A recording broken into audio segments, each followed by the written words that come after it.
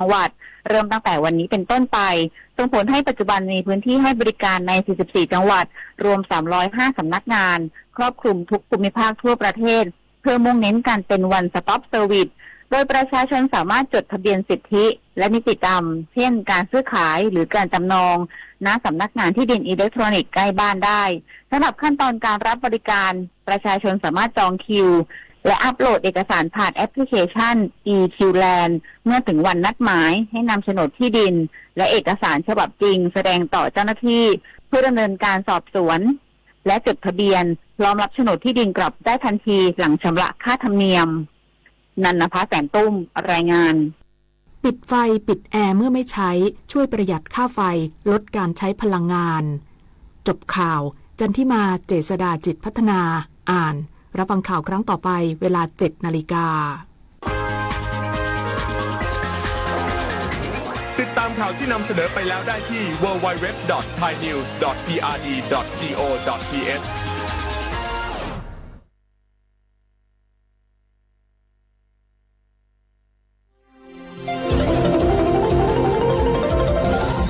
วิทยุแห่งประเทศไทยให้ความรู้คู่ความสุข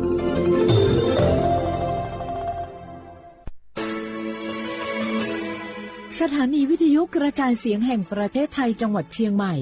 AM 1476 กิโลเฮิรตซ์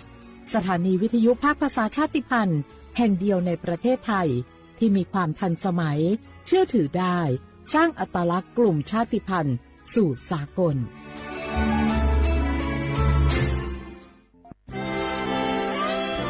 ตลอดประวัติศาสตร์ของชาติไทยพระมหากษัตริย์ไทยทรงเป็นพลังศรัทธาทรงทำนุบำรุงและอุปถัมภ์ศาสนาให้เป็นหลักยึดเหนี่ยวจิตใจของประชาชนเป็นแนวทางในการดำเนินชีวิตด้วยความดีงามศาสนาสอนให้คนไทยรู้จักคุณธรรมความดีและความสามัคคีช่วยประคองจิตใจในยามทุกข์เสริมพลังใจในยามเผชิญอุปสรรคเป็นรากฐานสำคัญของสังคมด้วยพระบารมีแห่งพระมหากษัตริย์และศาสนาอันเป็นที่พึ่งทางใจคือพลังศรัทธาที่ล้อมรวมคนไทยทั้งชาติสู่ความมั่นคงสงบสุขและยั่งยืนตลอดไปร่วมเสริมสร้างความรักในสถาบันหลักของชาติโดยสำนักงานประชาสัมพันธ์ที่ 3 กรมประชาสัมพันธ์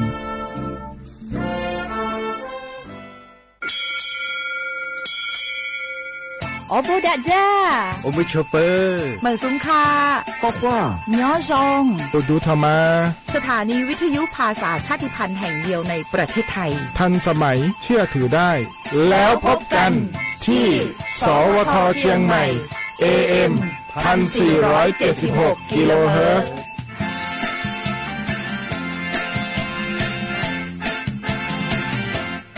ติดขัดเรื่องการรักษา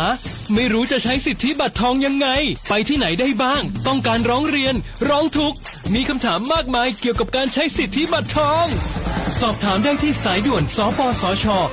1330โทรฟรี24ชั่วโมงตอบทุกคำถามให้คุณรู้ทุกเรื่องเพื่อไม่พลาดทุกสิทธิการรักษา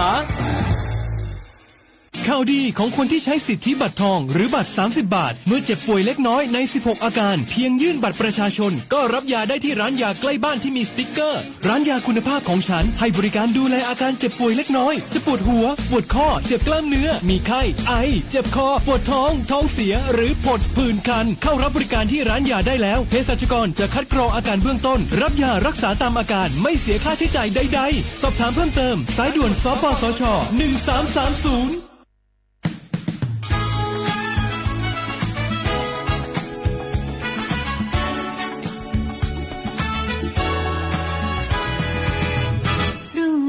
ที่ขอบฟ้าเริ่มต้นวันด้วยนาทีกับเส้นทางที่เดินมาหลายปีไม่ได้เป็นแค่คนทำงานแต่เราคือฝันฝืนที่ยิ่งใหญ่ขับเคลื่อนความหวังของคนไทยให้ก้าวไปด้วยกันจากงานเล็กๆที่ทำสู่รอยยิ้มที่ได้รับมาคือพลังศรัทธา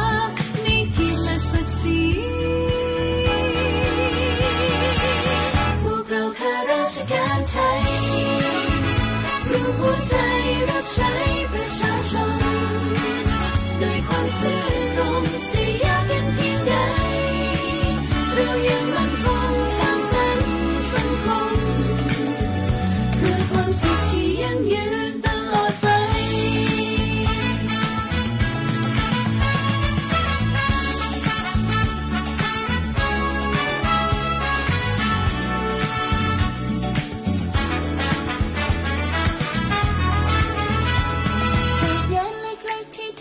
สู่รอยยิ้มที่ได้รับมาคือพลังศรัทธาในเกียรติและศักดิ์ศรีพวกเราข้าราชการไทยรู้หัวใจรับใช้ประชาชนด้วยความซื่อตรงจะยากเย็นเพียงใดเรายังมั่นคงสร้างสรรค์สังคมเพื่อความสุขที่ยั่งยืนตลอดไป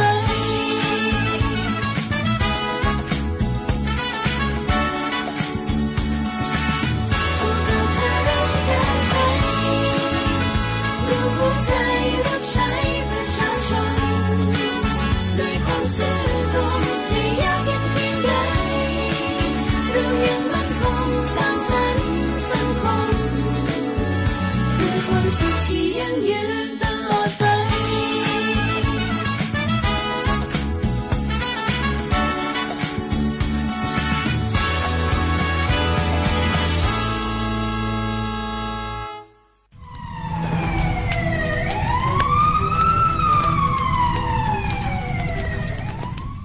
ชาว่าพวกมัน30,000เนี่ย我们家多คือชุบยามยามา我们家吃ล้านหลายมันสิเปหลงอ่ะกู10%我们家ว่าชุกว่าเนี่ยตุชมาอาทิเนี่ยว่าจะว่าโลสักเนี่ย我们家ปีว่าจะมือดัวตุชมาอาทิเนี่ยก็สักตุชมาง่ะอาทิพวกตุชาไปจะมาว่าเนี่ย PM 2.5 พิลามาอาทิเนี่ยว่าช่วยโขยูในจ้าอาทิเนี่ยว่าช่วยนาพิลามายิ่มีความเสี่ยงจะไม่คือโรคหัวใจโดนว่ามันเลยโดนเนี่ยคือสมองเสียมาโรคปอดอกใกล้มาง่ะอาทิแบบงมันยังมาสายาสถาบันวิจัยวิทยาศาสตร์ง่ะอาทิเนี่ยคือเทคโนโลยีแห่งประเทศไทยไงย่าวุ้ยช่างมาคือมาคือแต่คนแรกยืนจอละโคอัตุถัดสูมีฉากขนาดมาอีจะมาเมื่อเขาลิป้าลิมาเป็นซาบิวง่ะมันยืนจอสูงมันยังคือวอชง่ะสำนักงานวิจัยแห่งชาติง่ะ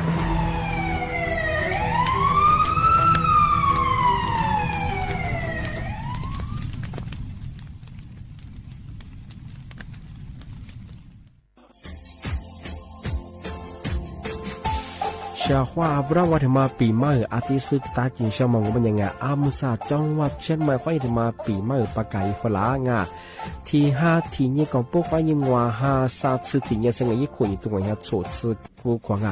ะมาคืออัตโตทัชโชดอกกับปากกับเมียนเบสพิอาลุมีโดขยันโดอัจฉริยะสัตว์ความแบบดิต้มแบงอัตโตทัชโชบรังอาทิยาวพื้นที่ลิโตจางโง่เป็นยังก็ยาระบบไฟดีข้อนี้มาอนุญาตอยู่ไม่คือมาคืออัตโตทัชโชดอกอาทิยาปีข้าววัดตุสองเป็นยังฝ่าฝืนยังคือกลุ่มหมายก็ช่วยยาช่วยยาโจดอกอาทิบ้างเป็นยังมาอัตโตช่วยอัตโตเบียพะมงโง่เป็นยังอาวุธโทแจ้งศูนย์อำนวยการแก้ไขปัญหาหมอกควานอาทิยาคือฝุ่นละอองมาคือจังหวัดเชียงใหม่ยี่เบอร์โทรโง่เป็นยัง053อาทิตย์112808วิทยามาโง่ปัญญาสำนักงานประชาสัมพันธ์จังหวัดเชียงใหม่ข้อดีปีมากทีเดียวพักการยุฝรั่งอันนี้ประกาศมาก็ตะวันไล่ยุจลาฝรั่ง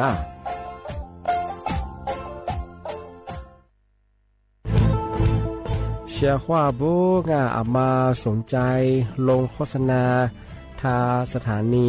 วิทยุกระจายเสียงแห่งประเทศไทยจังหวัดเชียงใหม่อาวสถานีวิทยุของปัญญายี่เสียคือเสืออาทิเยยี่สัญญาว่าคือหุยยาคือยิบเป้งเที่ยวพื้นที่จังหวัดเชียงใหม่ยังอาทิปัญญามาสนใจลงโฆษณาช่องของปัญญาติดต่อที่สวทเชียงใหม่ยี่เบอร์โทรปัญญาคือ053-276-0685อาทิเย092-246-8579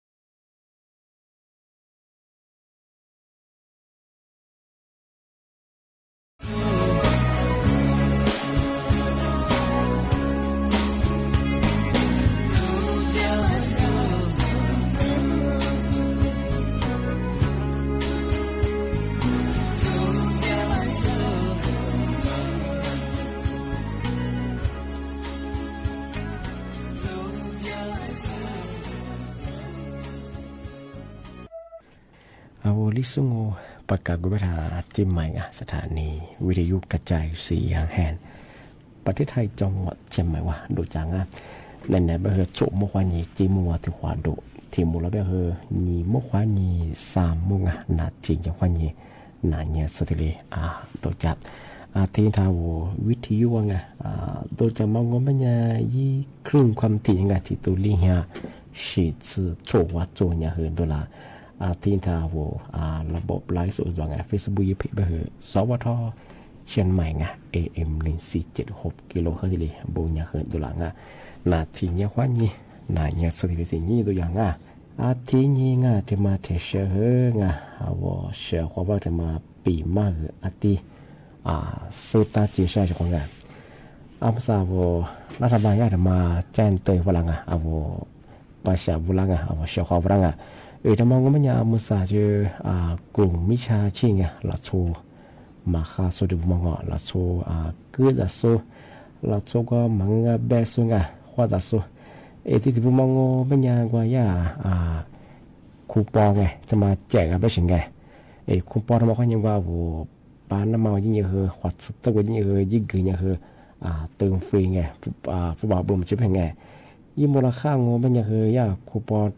ที่มันยังหวายเหี่ยบะที่นี่เติมหน้าผู้ดงงานที่เป็นยังกลุ่มวิชาชีพมันกว่าโทรศัพท์คนแนวว่ายิ่งลิ้นสุขเราชิงว่าคูปองเปื่อยงาที่แจกเป็นยังไงบ้านเราทำมาแต่ยิ่งว่าขวัญสุดตัวยิ่งเยอะเกินนั่นสิวัดสติเลเตอร์เป็นยี่วัดสติเลส่งเราเชิงกันที่บ้านผมมันยังทำมาเอาพันยี่ดีงงเป็นยังชงยังว่าอีเลี้ยงส่งเราเอาพันยี่ดีบ้างเอาบัญชีมาว่าพิจารดูเราชงสิบที่บ้านผมมันยังเมรังเมื่อที่พนักงานบริษัท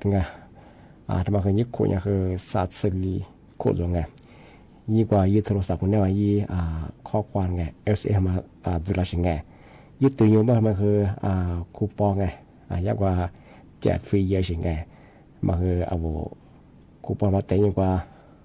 ขวัญสุดยึดตัวนับเป็นที่เป็นอย่างเธอยากพนักงานบริษัทมันคือกว่ายี่ดื้อยี่คูปองมาตัวสิที่ตัวยี่ดื้องูเป็นอย่างอะไรยี่บ้างคือเส้นที่มันกู้เลยจังเส้นที่มันกู้เป็นว่ายี่บัญชีผู้บ่ายเฮโมดามาพี่ดูเรื่องที่บ้านที่เด็กชงยิ่งกว่ายิ่งเรียนมันยิ่งดีมันทำไมก็ยิ่งกว่ายิ่งแจ้งความแล้วเสียชงที่บ้านไม่ยังเสียของทำไมคือขึ้นอย่างเยอะจังมาสายแบบที่กลุ่มมิชาชีพว่าสถานการณ์ที่ว่าสมิงว่าฟัวของมาเชียวที่เสียคนยังมาสามารถขวัญซื้อยิบซื้อได้หรือขวัญซื้อมาจะเป็นยังไงกลุ่มมิชาชีพว่าสถานการณ์ที่เสียคนยังขวัญจะสิ่งคูปองเกลือนี่น้ำมันยึดตัวฟรีมาดูอาจจะเป็นมาสาวภาษาบ้านคือเอาไว้เขาซื้อมาตัวนี้สิขวัญซื้อยิบซื้อได้มาจะเป็นยึดตัวที่ยังขวัญซื้อมาจะเป็นกุเลมันจะเป็นว่ายึดตัวมันอาจจะเป็นกลุ่มไม่ใช่ยึดมายึดคูปองเกลือสินั่นแต่มาแต่ยังไงให้มายึดตัวเป็นยังไงอาจจะเป็นว่าขวัญซื้อเนี่ยใช่ว่าตัวสิว่าใจแบบว่ายึดดีนี่ตัวสิก็ยังเป็นยึดดีแบบว่าเอาบัญชีผู้บ่าวเราให้พิจารณาแต่สิที่เป็นยังไงรัฐบาลแจ้งเตือนพลังงานมาคือจำมองปีว่าที่ชีพมองมันยังไงกว่าโทรศัพท์คนนี้ครอบครัวหัดใจก็คือมาคือฐานนี้ดีบริการมาเนี่ยกลุ่มมิชาชีพมาแจ้งเตือนช่างงานอาจจะแบบปีว่าแบบนั้นสักทีก็ถือว่าพอนี้ดีว่ามันยังไงเอาบัญชีผู้บ่าวพอดูยังงมันยังไงเอาว่าแจ้งระงับบัญชีบ้างไงบางทีก็บอกว่าทุกอย่างหน่วยงานที่จะได้ยินดีช่างบ้างไงมาคือสายด่วนไงที่เบอร์โทรไงAOC บ้างมันคือทีลีถิงมันคือตัวจงที่จะบางก็ไม่ได้ผิดข้อนอนเลยสิผิดปกติมันก็เช่นไงในชิมหัวบ้างว่าที่โทรแจ้งมาญี่ปุ่นก็คือทีลีมันคือสายด่วนมันคือหนีจื้อลีจุ่มที่โทรแจ้งน้องที่บ้านก็ไม่ยังเฉพาะมันคือจำมันมันสบายกลุ่มมิชาชีพก็คือสถานการณ์ที่เสียความยิ่งเอาละที่คือร้านยิงวันนี้ดูจะมาดูผู้บัตรกรขอสตุดเฟคูปองก็เป็นยังไงมาเลเซียปฏิจจมันยังคือมาคือทางนี้ดีอันนี้ว่าสุขภาพแบบนั้นสิคือเปิดว่ามันดูยังไงช่วงแท้งว่าแบบคือในโลกนี้สิคือของฟรีมาดูช่วง里样弄的人啊，就是把我学讲啊，这边样啊，学讲啊，嘛个样个，这个样他老怕我，阿是个女什么，说是个你做嘛我一样啊，我嘛你个这个最贵你讲你学讲啊，嘛个สติจงเพราะมันก็ไม่น้อยสิสสิสุแล้วก็วันนี้เดี๋ยวมาไปสุดท้ายไปเลยข้อมูลสุดแฮปปี้งอบัญชีไอ้มันจะสุดเพียรตัวแล้วยังคือว่าโอ้ดูมาคือจะยังไงวิธีมาคือว่ารัฐบาลยังคือใจตัวฝรั่งมาคือจำมั่วสิ่งว่ามาสถานการณ์ที่สิ่งว่ายังคือยากลุ่มใช่ชื่อคือที่คือลาขวดจะลังมาคือมาที่คือจิ้มสิ่งว่าที่ยังไงที่มาแต่สิ่งว่าคือที่ถิ่มปีมาที่สุดที่ยังไงธรรมะโง่ไม่ยากกระทรวงสาธารณสุขธรรมะในฝรั่งยาบางเรื่องมาคือเทคโนโลยีไงคือเพิ่มคุณภาพชีวิตไงผู้สูงอายุไงเอาสมมติแล้วว่าเอาทีนี้ก็ถึงจะว่างานทีนี้คุณภาพชีวิตไงข้ามังจะเปลี่ยนมาอะไรสิยี่อุปกรณ์ทีนี้จะว่าเขาสมมติคือยังมาจะเปลี่ยนที่นี่คือมาบุบนั่งว่าจะว่าเป็นตัวยังไงที่เป็นยังไงยืดถึงมาก็คืออินเทอร์เน็ตไลฟ์สายไงมาคือเนื้อดักเงาะนี่มาถึงมาโง่เป็นยังคือว่าวัวโทรศัพท์มือถือไงมาคือใจดีกันนี่มาเงาะปีว่าวัวจุ่มก็คือวัวดิสุมกว่านาเช่ก็คือวัวดิชิตที่คือวัวจุ่มที่กันนี่ก็คือมาจำบุษยังไงมาคือยังคือบ่ขอคุณภาพชีวิตข้าพเจ้าไงสามารถที่มาโง่เป็นยังช่วยไงมาคืออุปกรณ์ว่าเทเลมันก็คือ iPad มาคืออาจจะมาเกิดได้บ้างว่า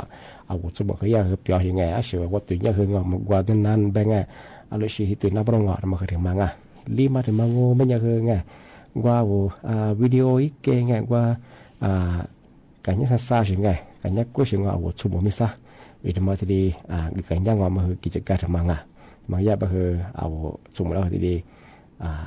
การที่บ่คือสมมุติคือจำพวกว่าบ่คือเปรียบเทียบได้ไปถึงว่ามาถึงมาโง่ปัญญาว่าระบบไงโลว่าคุยหลวกฟอร์มา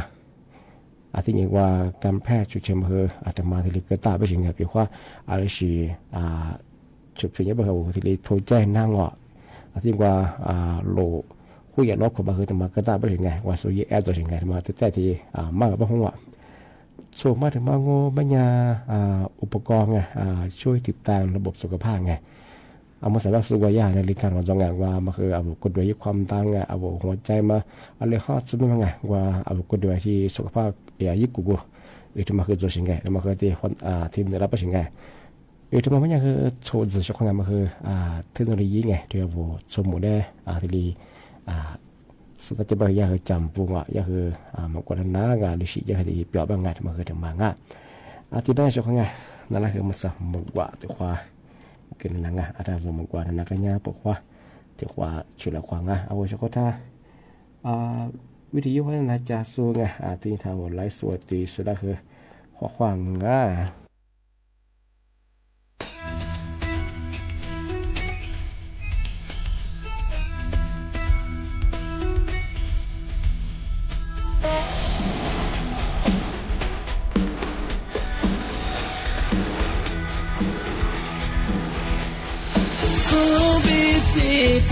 Kushona habitino hashona zolisota kushpilo kushpila hanyiwa fuzu shizu kuyina fuzu toga kushpilo Putting now a gotcha. Your clothes are very up on Mokiwa. Not Chanami Mazona. But I should have dear Mania. Fema. Zolipingo. Hapunyi Pilata. Ba ma le za chge shi fa za mo vive nya ma chi chi bo so mo so 阿夏来走的嘎的，热血点我，阿特地里吉普拉尼，这都多么走里平凉，一色错人咋的下子。一匹蹄妈妈偏那么阿夏个那个，走qua雪来。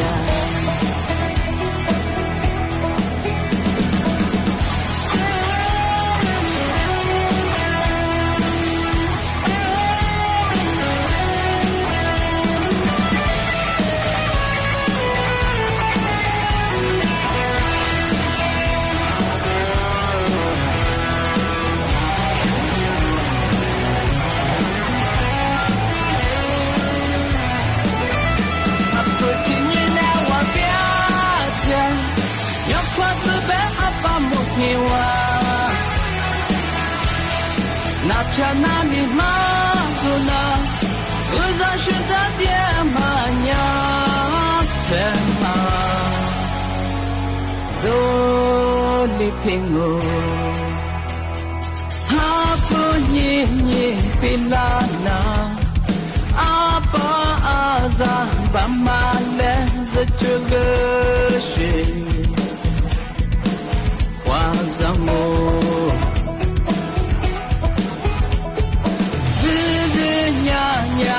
叽叽，婆娑摩娑，阿夏来走可嘎的，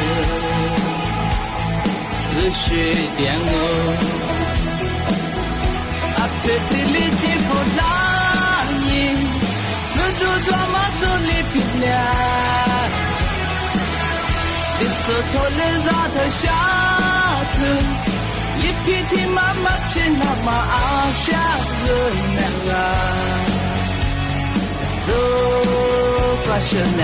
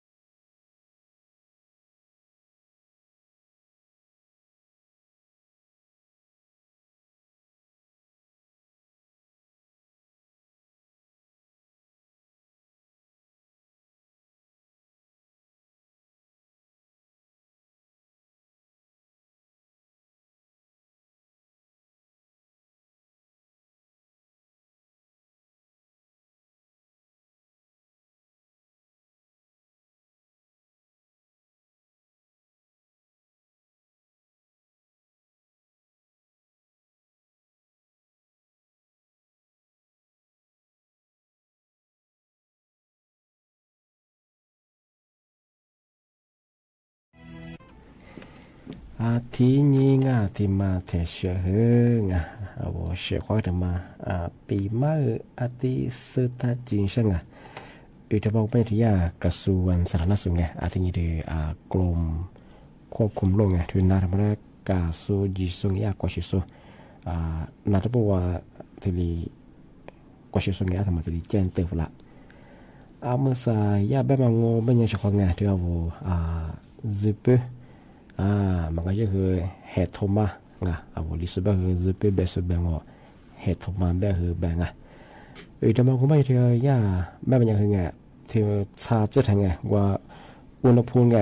คือชาชามาคือพอชาวงมันยังคือแบบคือเหตุทมามันคือวัวลำมูลสาบุรุษของไงที่นี่คือ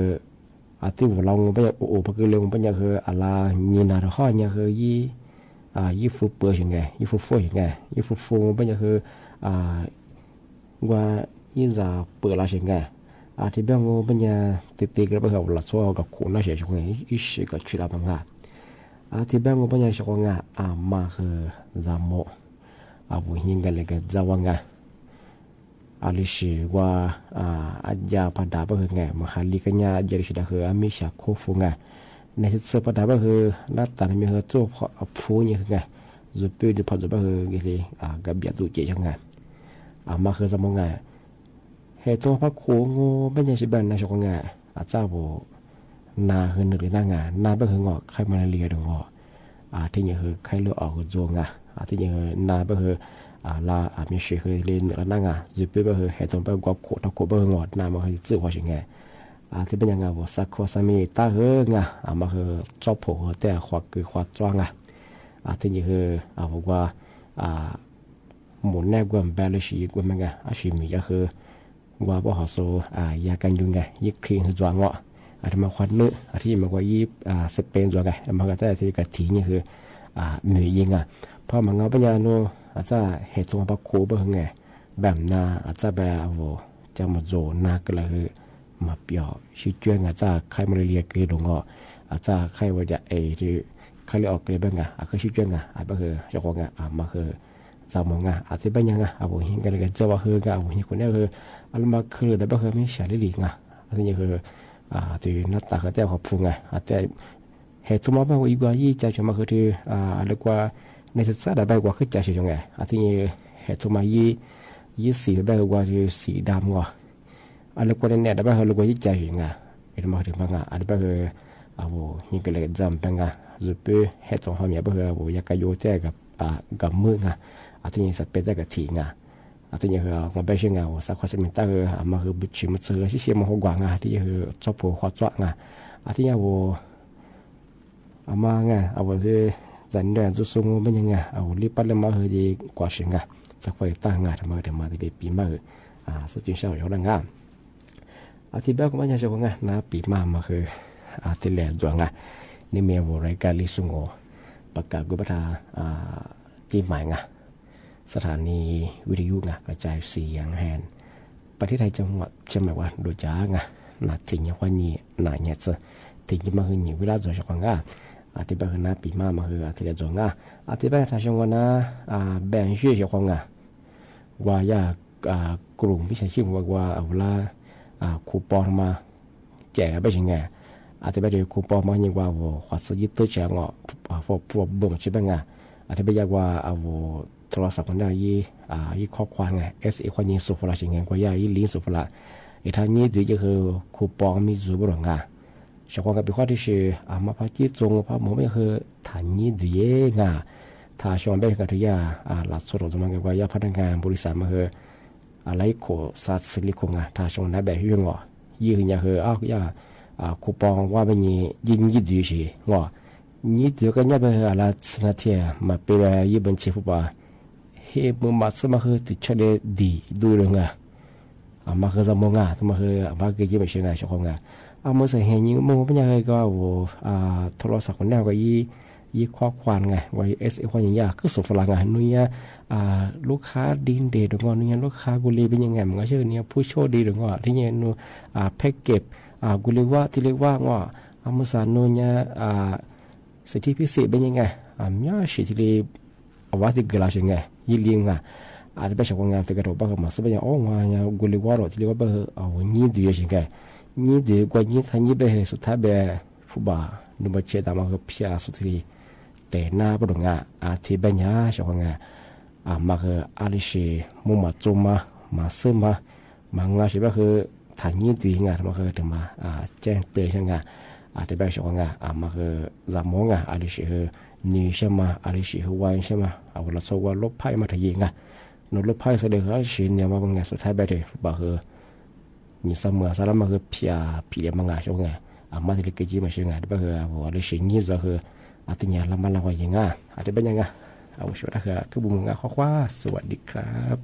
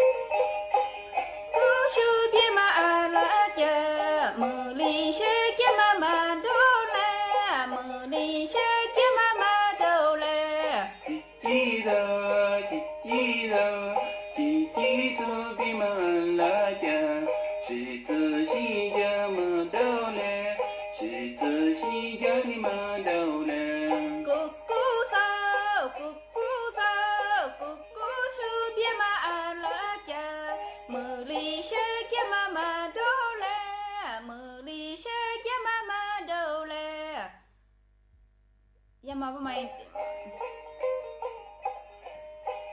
Hãy subscribe cho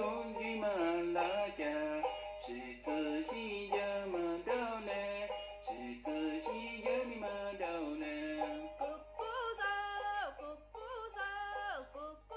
để không bỏ lỡ